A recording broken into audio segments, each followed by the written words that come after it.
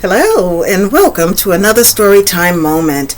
Today I'd like to read a story for little boys titled Whistle for Willie, and I'll show you a photo.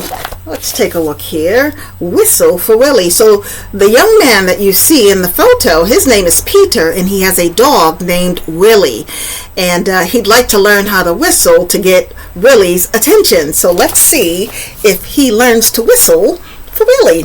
Enjoy. Oh, how Peter wished he could whistle. He saw a boy playing with his dog. Whenever the boy whistled, the dog ran straight to him. Peter tried and tried to whistle, but he couldn't. So instead, he began to turn himself around. Around and around he whirled, faster and faster. When he stopped, everything turned down. And up, and up, and down, and around, and around. Peter saw his dog Willie coming. Quick as a wink, he hid in an empty carton lying on the sidewalk. Wouldn't it be funny if I whistled, Peter thought. Willie would stop and look all around to see who it was. Peter tried again to whistle, but still he couldn't. So Willie just walked on. Peter got out of the carton and started home. On the way, he took some colored chalks out of his pocket and drew a long, long line right up to his door.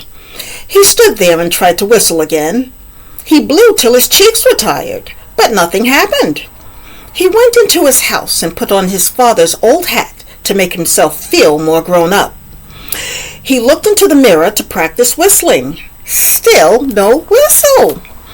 When his mother saw what he was doing, Peter pretended that he was his father. He said, "I've come home early today, dear.